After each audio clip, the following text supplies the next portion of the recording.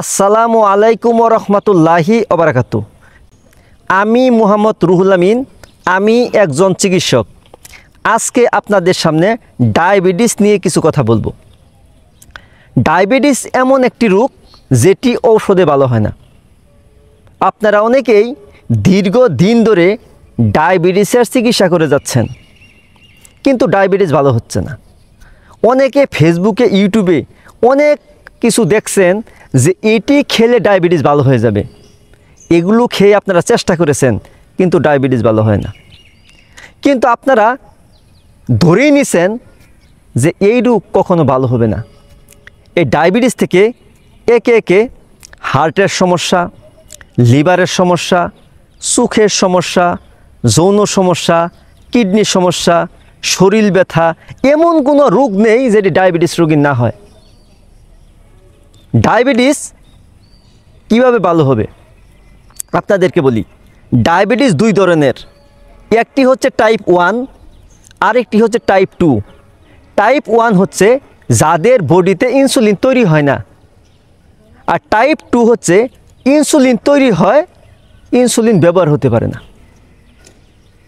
এখন কিভাবে এটা থেকে আপনারা মুক্তি হবেন, তার আগে কিছু কথা আপনাদেরকে অবশ্যই জানা জরুরি।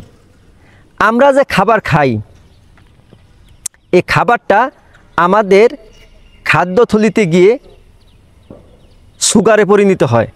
সুগার যদি কোষের ভিতরে ঠিকমতো ঢুকে তাহলে কারো ডায়াবেটিস থাকে না। কিন্তু সমস্যা হয় আমাদের কোষ ওভারলোড থাকে, এজন্য রক্তের ভিতরে সুগার থাকে, এটাকে আমরা ডায়াবেটিস বলে থাকি। এখন যারা ঔষধ খান তারা ঔষধ দিয়ে সুগার জোর করে কোষের ভিতরে ঢুকান। এক সময় দেখা যায় এই একটি ট্যাবলেট দিয়ে চিকিৎসা শুরু হয়েছে, একটি ট্যাবলেটে কাজ হয় না, পরবর্তীতে আরেকটি ট্যাবলেট বাড়ানো হয়, তারপরে আরেকটি ট্যাবলেট বাড়ানো হয়, তারপরে অনেক সময় কাজ হয় না, তারপরে ইনসুলিন দেওয়া হয়। ইনসুলিন পরিমাণ বাড়তে থাকে, দেখা যায় ইনসুলিন একটি দিয়ে কাজ হয় না, আরেকটি দিতে হয়। যাদের 15, 20, 30 বছরের ডায়াবেটিস, তাদের গড়ে ছোটোখাটো একটি ফার্মেসির মতো থাকে। এখন সমাধান কি? সমাধান আপনার কোষ খালি করতে হবে।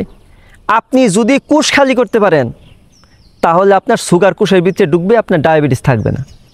এখন কোষ কীভাবে খালি করবেন?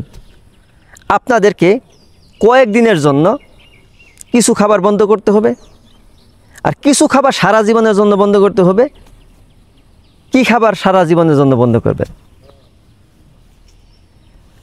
এটি হচ্ছে সকল ধরনের বাহিরের খাবার, বিশেষ করে যে ভেজিটেবল তেল আমাদের শরীরের জন্য ক্ষতিকর, যেমন সয়াবিন, সূর্যমুখী, ভুট্টা, রাইসবান, এই ধরনের ভেজিটেবল তেল আপনারা কখনোই খাবেন না।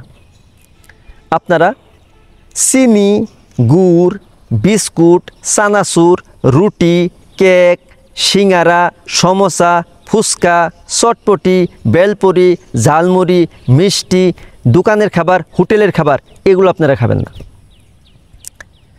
কয়েকদিনের জন্য ভাত, রুটি, ফল, দুধ, ডাল, আলু, এগুলো আপনারা বন্ধ করবেন। এখন আপনারা খাবেন কি? আপনারা খাবেন আল্লাহর দেওয়া প্রাকৃতিক খাবার, বিশেষ করে সকল ধরনের শাক, সকল ধরনের সবজি। আমি যদি প্রত্যেকটা বিষয় আপনাদেরকে বলি ভিডিওটি অনেক লম্বা হয়ে যাবে। তারপরে খাবেন আপনারা দেশি হাঁস অথবা মুরগির ডিম। কয়টা খাবেন? যেটি খেতে পারেন। আমি আমাদের রুগীদেরকে বলি কমপক্ষে 3 হালি খাওয়ার চেষ্টা করবেন। তারপর আপনারা দেশি মাছ খাবেন, রুই, কাতলা, মৃগেল, আপনারা যেগুলো দেশি মাছ যে পর্যন্ত খেতে পারেন। তারপর আপনারা মাংস খাবেন, গরুর মাংস, খাসির মাংস, কবুতরের মাংস, দেশি মুরগির মাংস, দেশি হাঁসের মাংস, আপনারা মাংস খাবেন। তাহলে সবজি দিয়ে যখন আপনারা মাছ, মাংস, ডিম, বাদাম, ডাব, এগুলো যখন আপনারা খাবেন, তখন দেখবেন আপনাদের ক্ষুধা কমে যাবে। কয়দিন পরে ক্ষুধা কমে? অনেকের 1 সপ্তাহে কমে, অনেকের 2 সপ্তাহ, অনেকের 3 সপ্তাহ। এটি ম্যান টু ম্যান ভেরি করে, সবার বডি ওয়েট এক না। এইটার সাথে আমরা আরও কিছু পরামর্শ দিয়ে থাকি। আমরা কফি এনামা করার কথা বলি, কারণ আপনার পেটের ভিতরে অনেক ময়লা আবর্জনা আছে, এটি কফি এনামার মাধ্যমে পরিষ্কার করা হয়। কফি এনামা কীভাবে করবেন আপনারা যদি আমাকে কমেন্ট করেন, ভিডিও লিঙ্ক আমি দিয়ে দিব, সেখানে কফি এনামার ভিডিও আমি আপনাদের জন্য বানিয়েছি। প্রত্যেকটা বিষয়ভিত্তিক আমার ভিডিও বানানো আছে। আরেকটি বিষয় হচ্ছে আপনারা হলুদ বুস্টার খেতে পারেন, চিয়া সিড খেতে পারেন, গ্রিন টি খেতে পারেন। প্রত্যেকটা যেন অর্গানিক হয় এবং প্রাকৃতিক হয়। আপনারা অনেক দোকান থেকে এই ধরনের খাবার কিনে অনেক সময় বিপদে পড়েন। তারপর আপনারা কোকোনাট অয়েল খাবেন, এমসিডি অয়েল খাবেন, যাদের সামর্থ্য আছে কেনার মতো। যারা গরিব তারা যতটুকু পাবে অতটুকুই করবে। তারপর আপনাদের যখন ক্ষুধা কমে যাবে তখন বুঝবেন আপনাদের ভিতরের চর্বিগুলো বান হচ্ছে, ওই সময় গিয়ে আপনারা রোজা রাখবেন। অবশ্যই ইফতারিতে আপনারা পিংসল মিশানো পানি খাবেন। পিংসল কিভাবে গুলবেন, 1 লিটার পানিতে 1 চামচ দিয়ে আপনারা সেহরির সময় খাবেন, আবার ইফতারের সময় খাবেন, আবার ইফতারের সময় আপনারা মাছ, মাংস, ডিম এগুলো খাবেন। তখন আপনারা যখন এই 7টি রোজা করবেন, এই রোজাগুলো করার পর দেখবেন আপনার ডায়াবেটিস কমে আসতেছে। ওই সময় আপনাদের ঔষধ আপনারা আস্তে আস্তে কমে নিয়ে আসবেন। আগে যেমন ডায়াবেটিসের ট্যাবলেট 2টা খাইতেন, ডায়াবেটিস মেপে দেখবেন যদি ডায়াবেটিস কমে যায় তখন 1টা করবেন। যদি 1টা খান, যখন ডায়াবেটিস কমে যাবে তখন অর্ধেক করবেন। হঠাৎ করে কেউ ওষুধ বন্ধ করে দিয়ে বিপদে পড়বেন না। তারপরে যেদিন রোজা রাখবেন ইফতারের আগে কিছু সময় ব্যায়াম করবেন। অবশ্যই আপনাদেরকে চেষ্টা করতে হবে রাতের খাবার সন্ধ্যার সাথে সাথে খেয়ে নিতে, এবং রাত 9টা থেকে 10টার মধ্যে ঘুমিয়ে পড়বেন। ঘুমানোর আগে গলা থেকে শুরু করে নিচের রানি ভালো করে কুসুম গরম পানি দিয়ে ধুয়ে নেবেন। মোবাইল ফোন বন্ধ রাখবেন, নেটওয়ার্ক বন্ধ রাখবেন, বা আপনাদের ঘরের বাল্ব বন্ধ রাখবেন। অবশ্যই সকালে ঘুম থেকে উঠবেন, সকালে উঠে ঘাসে হাঁটবেন, শরীরে রুত লাগাবেন, মানসিক প্রশান্তির চর্চা করবেন।